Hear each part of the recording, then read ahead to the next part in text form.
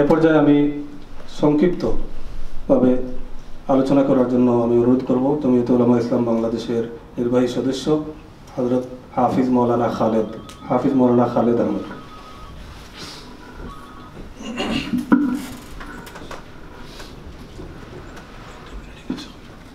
Bismillahirrahmanirrahim. Nahmadu wa nusalli ala Rasul Kareem. I don't want to take much of your time because you can see here there's so much ulama ikram.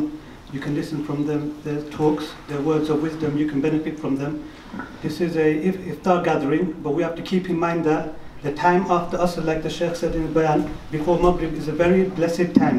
This is a time where whoever makes dua at that time, that dua is accepted. And also in the month of Ramadan, during that time, 70,000 people, they will be freed from the hellfire. So we should make the most out of this time. We should listen to the talks, we should benefit from it, but also we should make lots of dua as well. So may Allah subhanahu wa ta'ala give us the tawfiq to act upon what has been said. Wa akhir da'wana alhamdulillah. জাযাকুমুল্লাহু খায়র। এ পর্যায়ে আমি সংক্ষিপ্ত আলোচনা করার জন্য অনুরোধ করব জমিয়তে উলামা ইসলাম ইউকের সাংগঠনিক সম্পাদক হযরত মাওলানা নাঈম আহমদ। হযরত মাওলানা নাঈম। الحمد لله رب العالمين والعاقبة للمتقين والصلاة والسلام على سيد الأنبياء والمرسلين نبينا محمد وعلى آله وأصحابه أجمعين. أما بعد فأعوذ بالله من الشيطان الرجيم. بسم الله الرحمن الرحيم. يا أيها الذين آمنوا اتقوا الله حق تقاته ولا تموتن إلا وأنتم مسلمون.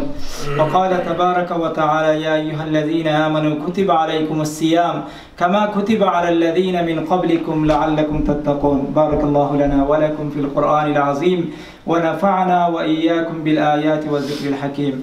জমিয়তে উলামা ইসলামীকে কর্তৃক আয়োজিত আজকের ইফতার মাহফিলের সম্মানিত সভাপতি, উপস্থিত উলামা ইকরাম, বিভিন্ন সংগঠনের দায়িত্বশীল বৃন্দ, কমিউনিটির নেতৃবৃন্দ উপস্থিত, আমরা তাদের কাছ থেকে কথা শুনবো। রমাদান নিয়ে আলোচনা আসরের পরেও আমরা শুনেছি হযরত শেখ আসগর হোসেন সাহেবের কাছ থেকে।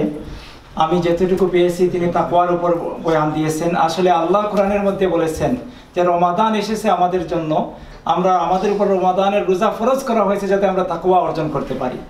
অনেক সময় আমরা তাকওয়া কিভাবে অর্জন করব এটা নিয়ে একটু চিন্তায় থাকি যে কিভাবে তাকওয়া অর্জন করা যায়। আল্লাহ নিজেই কোরআনের মধ্যে বলে দিয়েছেন যে সহজভাবে আমরা তাকওয়া অর্জন করতে পারি রোজার মাধ্যমে।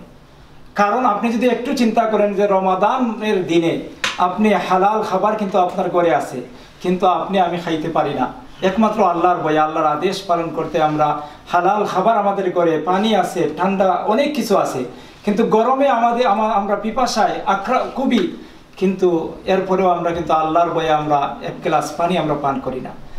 সেই বইটা যদি অন্তরে আমরা রাখতে পারি আজীবন, তাহলে আমাদের জীবন সার্থক।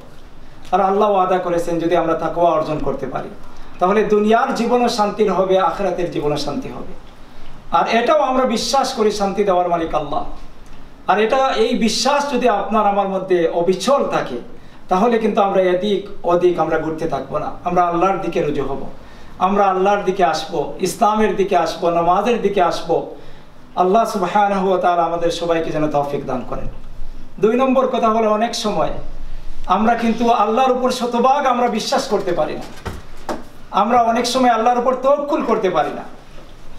যদি আমরা শতভাগ আল্লাহর উপর তাওয়াক্কুল করতে পারি তাহলে কিন্তু কঠিন সময়ে কিন্তু আমরা খুব বেশি দুর্বল হব না। একটি ঘটনা, হযরত ইব্রাহিম আলাইহিস সালাম, সারা দুনিয়া তার বিরুদ্ধে, তাকে অগ্নিতে নিক্ষেপ করা হবে, কিন্তু তার আল্লাহর উপর শতভাগ তাওয়াক্কুল ছিল, আল্লাহর উপর বিশ্বাস ছিল। তারা অগ্নিতে নিক্ষেপ করছে কিন্তু তারপরেও তিনি দুনিয়ার কারো কাছে সাহায্য চাননি। এজন্য সারা দুনিয়া যদি আমাদের বিরুদ্ধে চলে যায় আর আমরা যদি ইসলামের উপর, ঈমানের উপর যদি আমরা অবিচল থাকি তাহলে আল্লাহ আমাদের সাথে থাকবেন। আর আল্লাহ যখন আমাদের সাথে থাকবেন তাহলে ভয়ের কোনো কারণ নেই। আর শেষ কথা হলো এই রমাদান মাসে একেবারে শেষ দিকে আল্লাহ যেন আমাদের সবাইকে যেন তাওবা নসিব করেন, আল্লাহ যেন আমাদের সবার গুনাহ মাফ করে দেন। কিন্তু গুনাহ মাফ করাইতে হলে 3টি কন্ডিশন। একটা হলো যে আল্লাহ সুবহানাহু ওয়া তাআলার কাছে আমরা রিগ্রেট করতে হবে, আফসোস করতে হবে যে গুনাহ আমরা করেছি। আর 2 নম্বর হলো গুনাহ ছাড়তে হবে, যে গুনাহ আমি অভ্যস্ত সেই গুনাহটা ছাড়তে হবে। আর 3 নম্বর হলো এই গুনাহ আর কোনোদিন করব না, এই প্রতিজ্ঞা করতে হবে। এই তিনটা কন্ডিশন সামনে নিয়ে যদি আমরা আল্লাহর কাছে তওবা করতে পারি সিনসিয়ারলি, তাহলে আল্লাহ আমাদের তওবা কবুল করবেন আর আল্লাহ সুবহানাহু ওয়া তাআলা আমাদেরকে মাফ করে দিবেন। আল্লাহ সুবহানাহু ওয়া তাআলা আমাদের সবাইকে যেন কবুল করেন।